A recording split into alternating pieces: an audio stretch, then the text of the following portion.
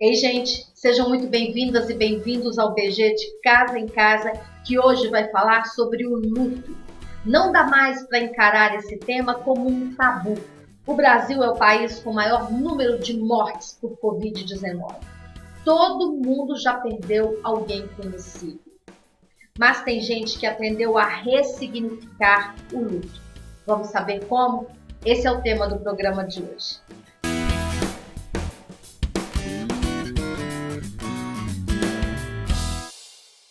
O aumento de mortes por coronavírus nunca foi tão alto, mas eles não são apenas um número. São pais, mães, filhos, avós, tios, irmãos, parentes, amigos e amores. A dor da perda é inevitável. Todo mundo tem que enfrentar o luto, mas existem redes e grupos de apoio para ajudar as pessoas a atravessarem esse tempo de sofrimento com mais leveza. E a gente conversa hoje com dois representantes de grupos aqui de Belo Horizonte. Um deles é o Dr. Eduardo Carlos Tavares, ele é fundador do grupo de apoio a perdas irreparáveis, e a psicóloga Júlia Drummond, que é coordenadora do grupo de atendimento aos enlutados, criado pela Sociedade Mineira de Tanatologia. Bem-vindos e muito obrigada pela presença de vocês aqui hoje. Nós que agradecemos essa oportunidade, né, e o convite. Sempre muito importante a gente abrir esse espaço para falar de um tema muito que nos toca tanto, né, Daniela, assim, que como você começou falando, realmente já houve um tempo que foi um tabu muito grande. E a nossa chance agora é de desmistificar, né, esse assunto e torná-lo mais natural possível. Então, Júlia, antes de saber de vocês o que realiza cada grupo, o seu e o do Dr. Eduardo, eu gostaria que vocês falassem por que é tão difícil para as pessoas tocarem no assunto da morte, conviver com o luto e até mesmo com as pessoas que estão enlutadas. Uhum.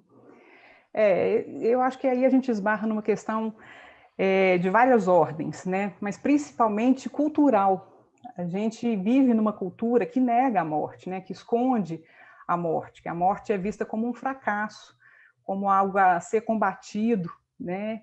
Então, sempre que alguém ameaça falar no assunto, sempre tem outro para dizer, vira essa boca para lá, que assunto mais mórbido, né? A gente tem uma cultura que valoriza muito a juventude, a produção, a produtividade, a beleza, a estética, né? Então, o sofrimento, a dor, a perda, não tem muito espaço, né? Mas a gente vê isso já mudando há algum tempo, né? E as pessoas entendendo que não há como tampar os olhos para essa realidade, né? Que é, como dizem os maiores sábios aí, que é o povo, né? Que é a morte é a única certeza que a gente tem, né? Então, a gente precisa encarar ela cedo ou tarde. E que seja cedo, para que isso não seja tão abrupto, sofrido, né, e possa ser visto com um pouco mais de leveza, assim, por que não, né? Eu acho, né, eu costumo falar que a pessoa enlutada é uma realidade que é o pesadelo de todas as outras. Então, por isso essa dificuldade, né? Foi mais ou menos o que aconteceu conosco quando nós perdemos nossa filha. No início a gente teve muito apoio, mas a vida vai passando, as pessoas começam a evitar, porque elas ficam muito impressionadas, né, com o fato do luto e começam a evitar. Aí que nós vimos que a gente precisava de procurar alguma pessoa, né? Eu falei, não tem por que procurar a nossa turma. Então, a ideia de formar grupos com o mesmo problema, que não é nova, né? A gente já conhece vários grupos de apoio aí, né, de várias coisas, mas quando nós procuramos um grupo de apoio para pais que perderam filho, isso não existia. Primeiro, foi muito difícil a pesquisa, porque não existe uma palavra para a gente pesquisar no Google.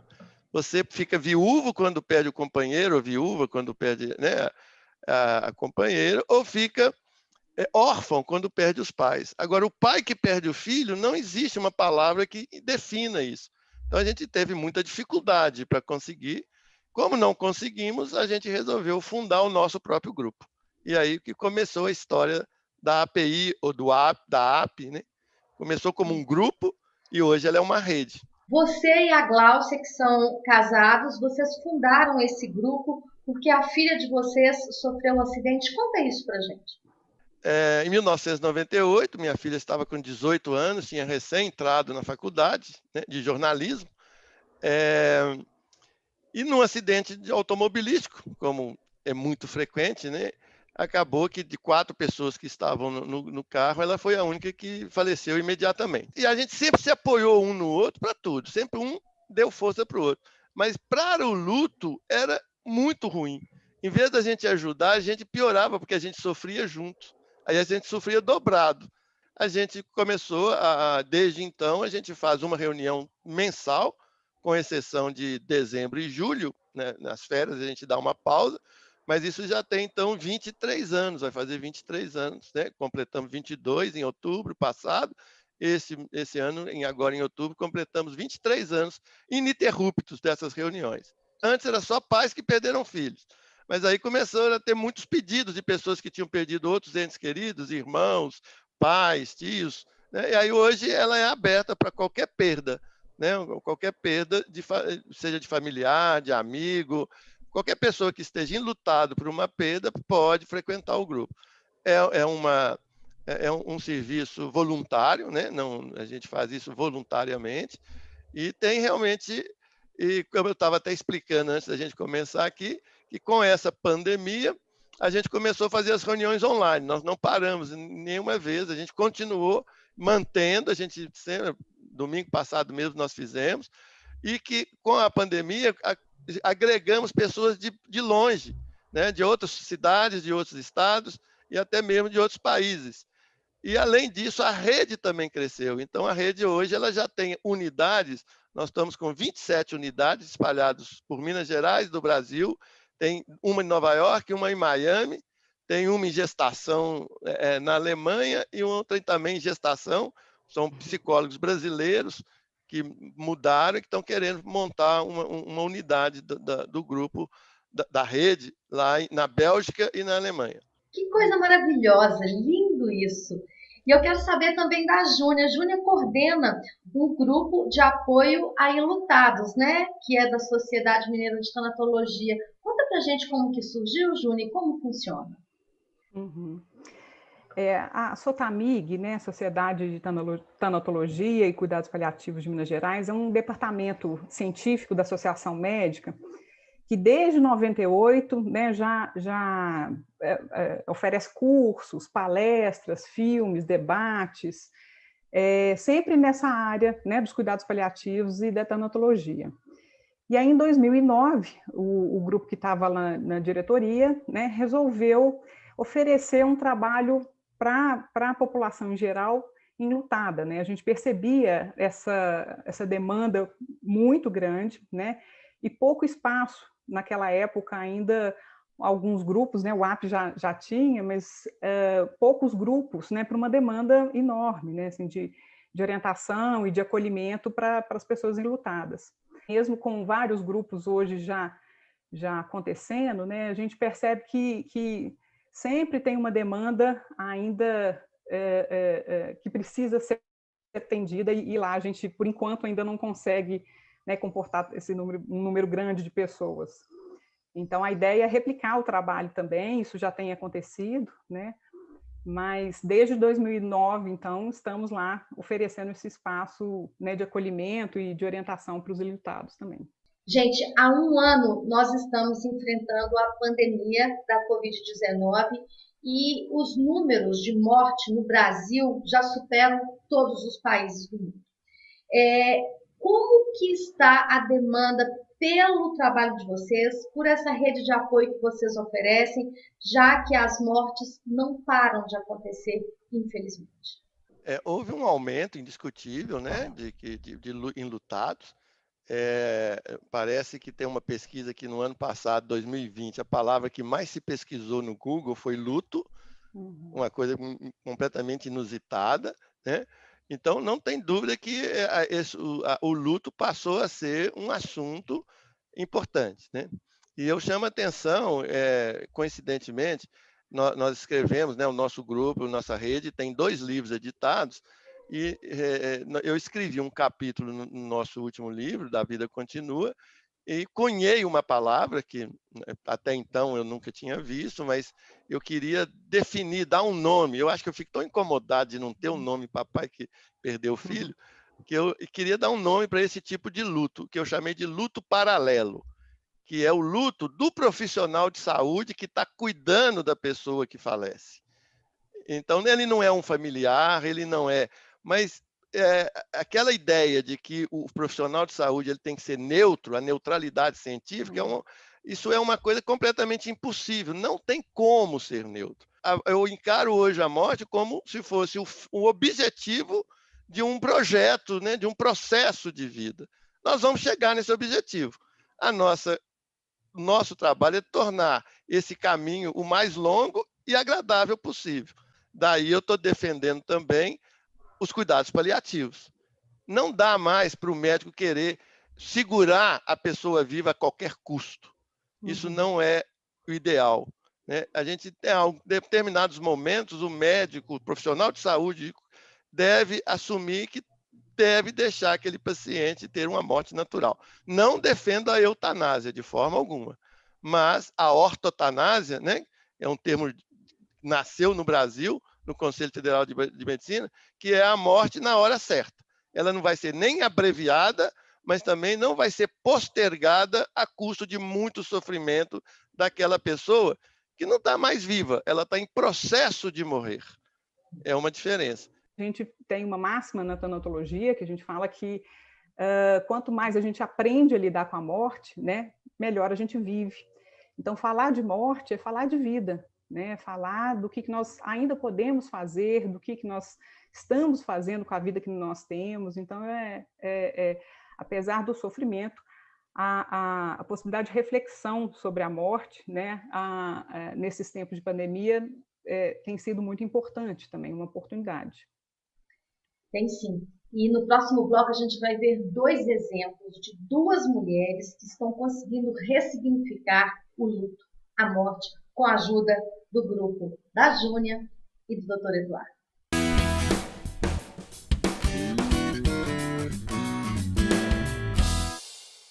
O BG de Casa em Casa de hoje está falando sobre a morte, sem tabu. O luto é preciso ser vivido e compreendido. E eu estou aqui com a Júnia Drummond, que é psicóloga, e o médico Dr. Eduardo Carlos Tavares. Os 2 trabalham em grupos e redes de apoio a enlutados. Eu queria que vocês falassem de uma forma bem explicativa para quem está nos ouvindo e vendo, quais são os processos do luto? Dizem que são 3 meses de luto, é isso? Na verdade, isso aí eu não concordo com isso. Nem eu, nem Glaucia concordamos com esse período. O luto não deixa de existir. Essa ideia que o primeiro ano, 3 meses... Não, o primeiro ano é o primeiro aniversário, é o primeiro Natal, é o primeiro... essas datas festivas, primeiro dia das crianças, quando você perde um filho pequeno, isso é realmente o que acontece é que aos poucos você vai acostumando com a sua dor, mas a dor não acaba. Isso, para nós, eu tenho 23 anos que eu perdi minha filha, muitas vezes, outro dia mesmo fui dar uma aula, falar sobre, em que eu coloquei um retratinho dela e, claro, as lágrimas escorreram. Então, assim, a dor não acaba, mas você acostuma. Carlos Drummond de Andrade tem uma poesia linda sobre isso, né? Ele fala que a saudade assimilada, ninguém tira ela mais de mim.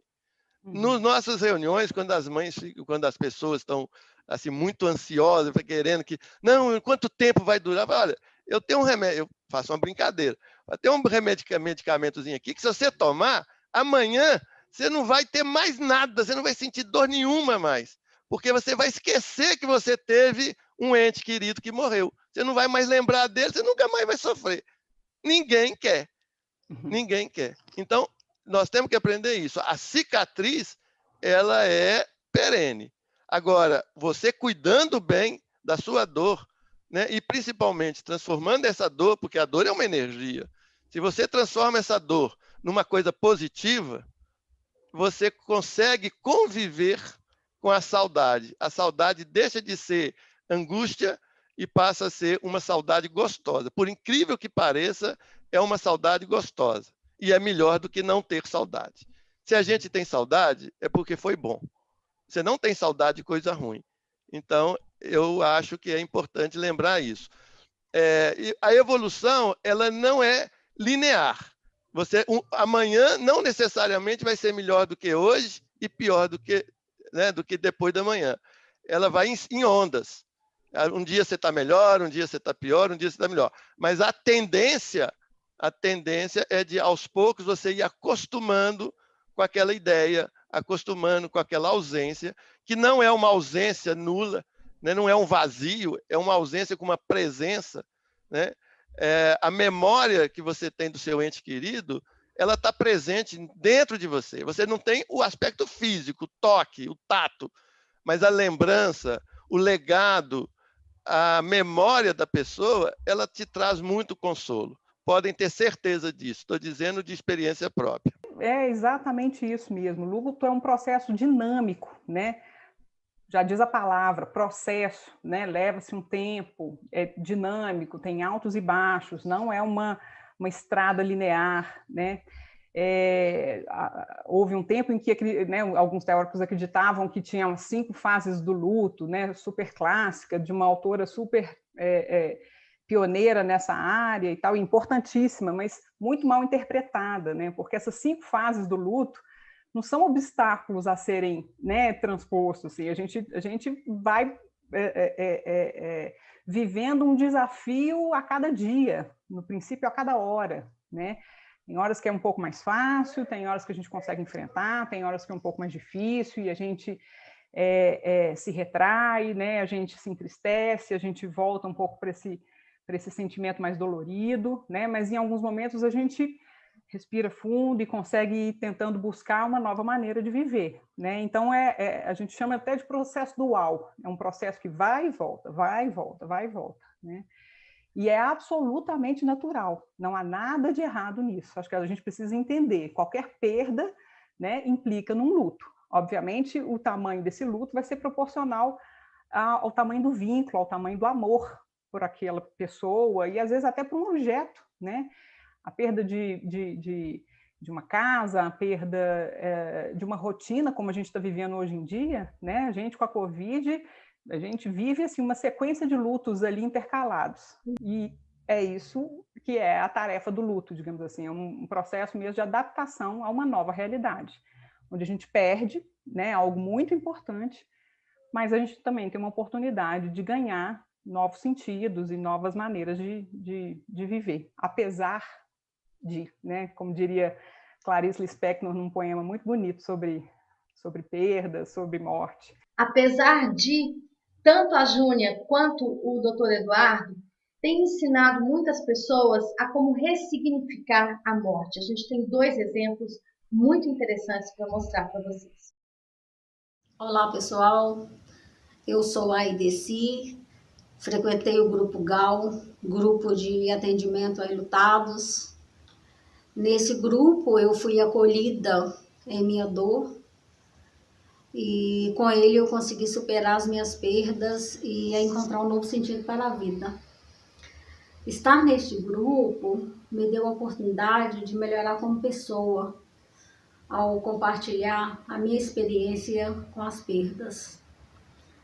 E compartilhar sentimentos e ouvir histórias nos ajuda a superar a dor.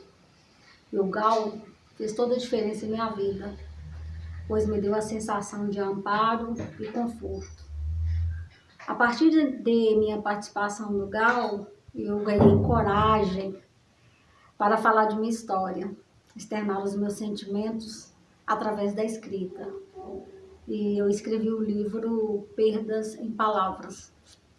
O que eu posso dizer a você que perdeu pessoas queridas como consequência da Covid-19 é que é possível superar a dor e transformá-la em saudade, que é possível reaprender a viver.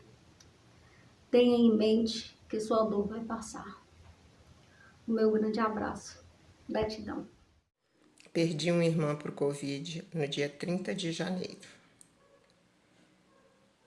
A doença veio. Com um mês, ela foi entubada, passou para o tráqueo, ela teve melhoras, melhoras novamente, e a gente naquela esperança de que ela ia voltar, ela ia resistir, e um dia ela foi. É um susto, a gente não espera que as coisas aconteçam dessa maneira, você não espera nunca que uma pessoa de uma hora para outra, assim, uma pessoa querida, uma pessoa próxima, de mulher era só eu e ela, uma pessoa muito próxima, nova, ela tinha 66 anos, vinha simplesmente partir. Eu me vi sem rumo, com a mãe de 91 anos, que hoje eu fico com ela. Tinha que dar força para minha mãe, mas no fundo eu não tinha força. Eu chorava a qualquer momento, eu não dormia, o momento todo, o dia todo pensando nela, porque aquele questionamento, isso não pode acontecer. Eu procurei o psiquiatra, porque eu tomo já um remédio antidepressivo e eu precisava de ajuda. E de repente estava no app. O app me ajudou muito. Primeiro dia que nós tivemos, que foi a reunião, eu chorei, eu fiquei sem saber se eu ia ter coragem de falar. Falei, chorei, mas me ajudou muito. Hoje eu consigo falar da minha irmã sem entrar em prantos. Não vamos poder mudar nada. A vida tem que continuar. Então eu preciso de apoio, eu preciso de ajuda, eu preciso escutar que não é só eu que estou sofrendo, que tem outras pessoas sofrendo também. E tem outras pessoas que estão sem rumo como eu estava. O app me ajudou muito. Ver todos os depoimentos, todas as pessoas sofrendo. Não é um conforto, mas é saber que eu não estou sozinha. Esse compartilhamento, que é, por exemplo, o que a gente está vendo aí no resultado do livro, né? É exatamente a essência do trabalho de vocês, né? Qual que é o que vocês podem falar para as pessoas que estão nesse momento perdendo entes queridos para a Covid-19 ou até mesmo por falta de um leito de CTI, enfim, por N motivos, mas que nesse momento estamos todos muito abalados, né, pela pandemia que o mundo está enfrentando. Eu acho que talvez o que eu gostaria mais de dizer para essas pessoas hoje é que elas não estão sós, né? Estamos todos, de uma maneira ou de outra, vivendo processos de luto, e se a gente tiver essa oportunidade de se conectar, mesmo que virtualmente, né, a gente vai entender que essa dor não é só nossa, né? Ela é principalmente nossa, mas muitas pessoas também estão vivendo ela, e na medida que a gente compartilha, né, a gente se torna mais forte. Quando a gente pede ajuda, quando a gente percebe uma outra pessoa passando por algo semelhante, essa identificação, essa união acabam nos fortalecendo, né? Eu quero chamar a atenção para um movimento maravilhoso que teve, que foi um SOS Covid, né, que um psicólogo do país inteiro, Glaucia participou, junto com vários outros psicólogos, que ficaram de plantão, né, diariamente, um plantão fazendo atendimentos online, né, ou por telefone, ou por videoconferência, e dando esse apoio para quem necessitasse.